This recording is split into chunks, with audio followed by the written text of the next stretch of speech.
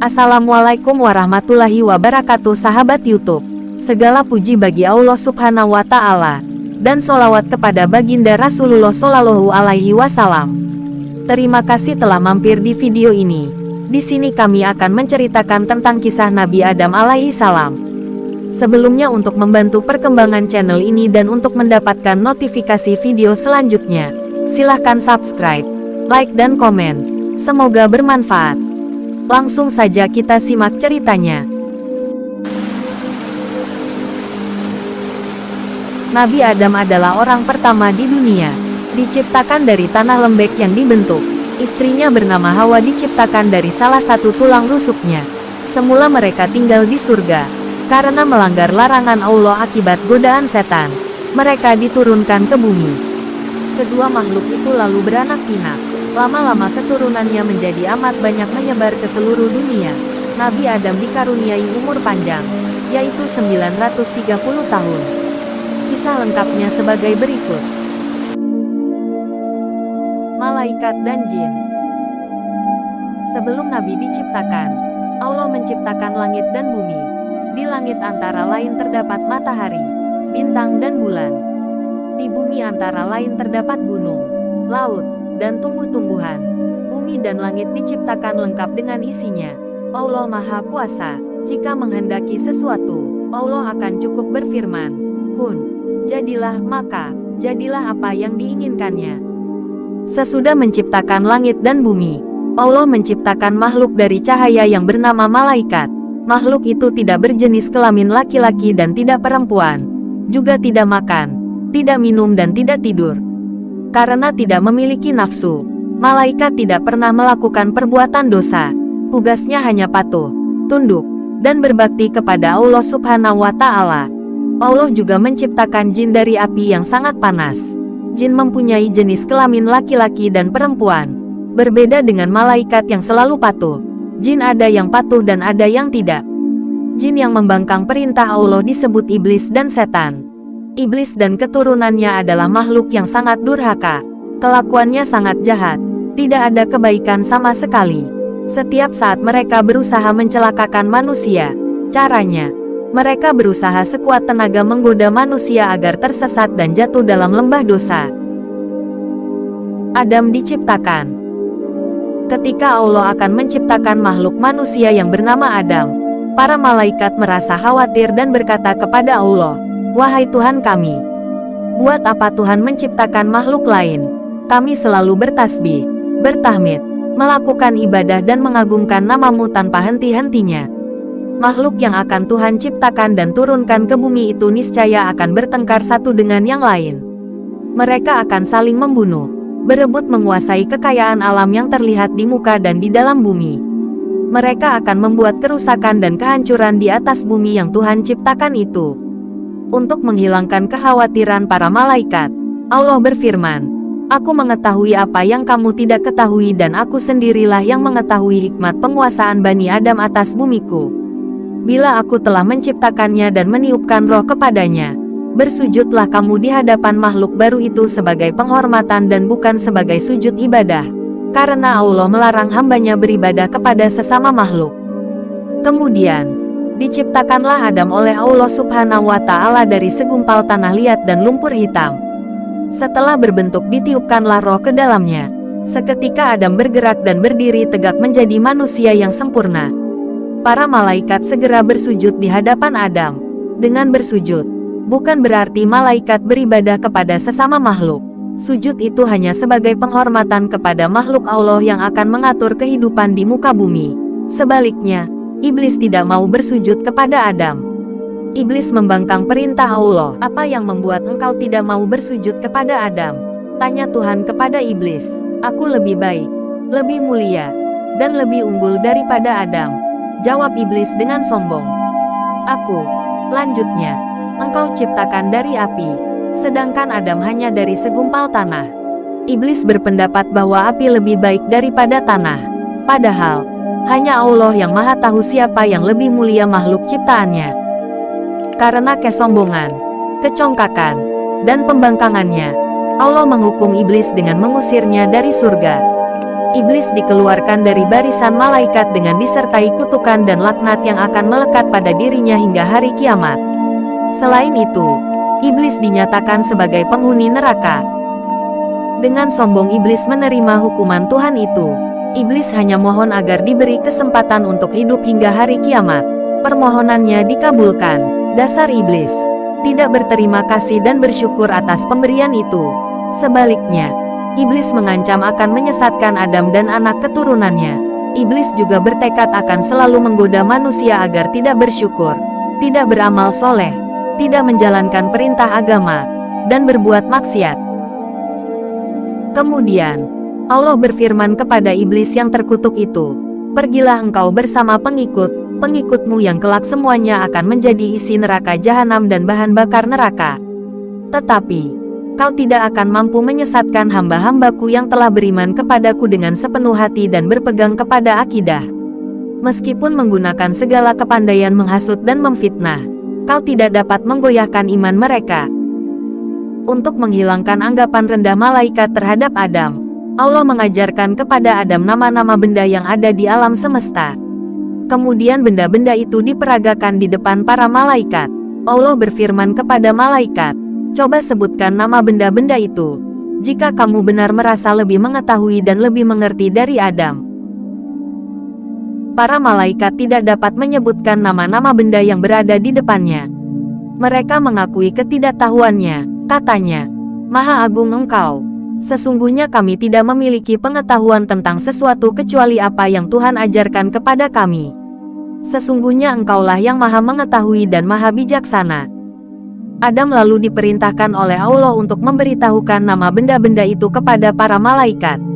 Setelah Adam memberitahukan, berfirmanlah Allah kepada malaikat, "Bukankah sudah aku katakan, aku mengetahui rahasia langit dan bumi. Aku mengetahui apa yang tidak kamu ketahui." Adam diberi tempat oleh Allah di surga untuk menghilangkan rasa kesepian dan melengkapi keperluan fitrahnya untuk mengembangkan keturunan. Diciptakan Hawa untuk menjadi teman hidupnya. Menurut cerita para ulama, Hawa diciptakan oleh Allah dari salah satu tulang rusuk Adam yang di sebelah kiri. Ketika Adam tidur, ketika bangun, Adam melihat Hawa sudah berada di sampingnya. "Wahai Adam, makhluk apa yang berada di sampingmu itu?" tanya malaikat. "Seorang perempuan," jawab Adam. "Siapa namanya?" "Hawa." "Untuk apa Tuhan menciptakan makhluk itu?" "Untuk mendampingiku, memberi kebahagiaan dan mengisi keperluan hidupku sesuai dengan kehendak Allah," jawab Adam dengan lancar. Kemudian, Allah berpesan kepada Adam, "Tinggallah engkau bersama istrimu di surga. Rasakanlah kenikmatan yang berlimpah-limpah di dalamnya. Makanlah buah-buahan lezat yang ada di dalamnya sepuas hatimu dan kehendak nafsumu. Kamu tidak akan merasa lapar, dahaga atau letih selama berada di dalam surga. Akan tetapi, aku ingatkan janganlah makan buah dari pohon ini yang akan menyebabkan kamu celaka dan termasuk orang-orang yang zolim. Ketahuilah bahwa iblis itu musuhmu dan musuh istrimu. Ia akan berusaha membujuk kamu dan menyeret kamu keluar dari surga supaya hilang kebahagiaan yang kamu rasakan." Melihat Adam dan Hawa hidup tentram, damai dan bahagia di surga, iblis menjadi iri dan dengki. Iblis menjadi ingat bahwa dirinya dikutuk dan akan dimasukkan ke dalam neraka oleh Allah. Karena itu, ia mulai membuat rencana untuk mencelakakan Adam dan Hawa. Segala cara dan kata-kata halus digunakan oleh iblis untuk membujuk Adam dan Hawa. Iblis membisikkan kata-kata rayuan dikatakannya bahwa Allah melarang mereka makan buah yang ditunjuk itu, karena dengan memakan buah itu mereka akan menjelma menjadi malaikat dan akan hidup kekal di surga. Diulang-ulang terus bujukannya dengan menunjukkan harumnya bau pohon yang dilarang, bentuk buahnya yang indah, dan rasanya yang amat lezat. Berkat bujuk rayu yang terus-menerus itu, pada akhirnya Adam dan Hawa melanggar larangan Tuhan. Allah mencela perbuatan Adam dan Hawa. Firman Allah, "Bukankah aku telah melarang kamu berdua mendekati pohon itu? Dan aku katakan kepadamu, sesungguhnya setan itu musuhmu yang nyata." Mendengar firman Allah itu, Adam dan Hawa menjadi sadar bahwa mereka telah melanggar perintah Allah. sadar bahwa mereka telah melakukan kesalahan dan dosa besar. Dengan penuh penyesalan, Adam dan Hawa berkata, "Wahai Tuhan kami telah menganiaya diri kami sendiri dan telah melanggar perintah-Mu karena terkena bujukan iblis. Ampunilah dosa kami, jika Engkau tidak mengampuni dan mengasihi, kami termasuk golongan orang-orang yang merugi."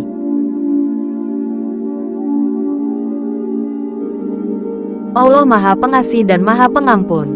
Allah mengampuni kesalahan dan dosa Adam dan Hawa memperoleh pengampunan itu. Adam dan Hawa sangat senang. Hatinya merasa lega dan tenteram. Selanjutnya, mereka akan berhati-hati, jangan sampai tertipu lagi oleh iblis. Tetapi, karena kesalahannya itu, mereka harus keluar dari surga yang penuh kenikmatan.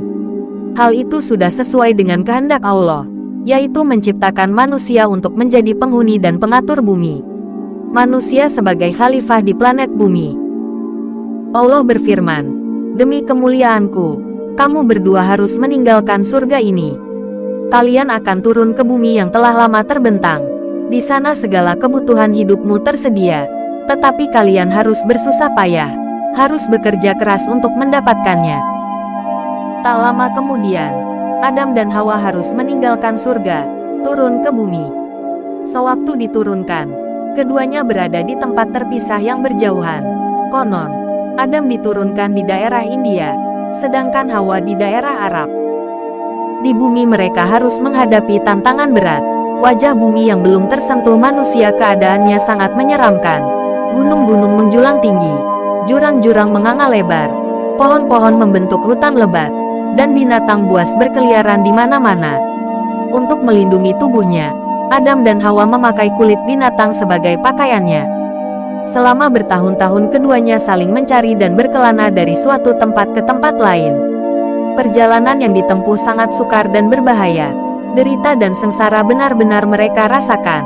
Akhirnya, mereka bertemu di Padang Arafah setelah saling mencari selama 40 tahun. Pertemuan itu amat mengharukan.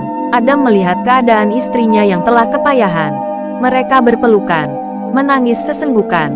Setelah menceritakan pengalaman dan perasaan masing-masing, mereka mencari tempat tinggal yang aman. Tempat itu berupa goa yang besar dan lebar. Karena letak goa itu di daerah tinggi, mereka aman dari gangguan binatang buas. Dengan bekal yang telah diberikan Allah, Adam mulai mengelola alam di sekitarnya.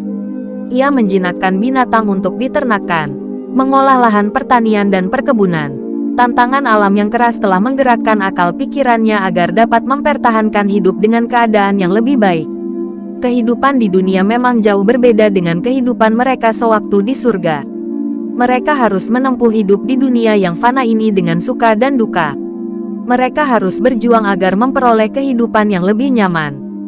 Adam dan Hawa kemudian menurunkan umat manusia yang beraneka ragam sifat dan tabiatnya, berbeda-beda warna kulitnya, dan berbeda pula kecerdasan otaknya. Anak keturunan Adam dan Hawa hidup berkelompok-kelompok menjadi bersuku-suku dan berbangsa-bangsa. Ada kalanya, kelompok manusia yang satu menjadi musuh yang lain. Mereka saling menganiaya, saling menindas, dan saling membunuh. Karena itu, dari waktu ke waktu Allah mengutus Nabi dan Rasul-Nya untuk memimpin hambanya ke jalan yang benar. Mengapa? Agar manusia hidup damai, saling mengasihi, dan bahagia, serta mendapat ridha Allah Subhanahu wa Ta'ala. Beginilah lebih kurang cerita tentang kisah Nabi Adam alaihi salam. Terima kasih kami ucapkan kepada sahabat YouTube yang telah menyimak video sampai akhir. Semoga ada ilmu yang kita dapatkan dan bermanfaat bagi kita semuanya. Sampai jumpa di video selanjutnya. Wassalamualaikum warahmatullahi wabarakatuh.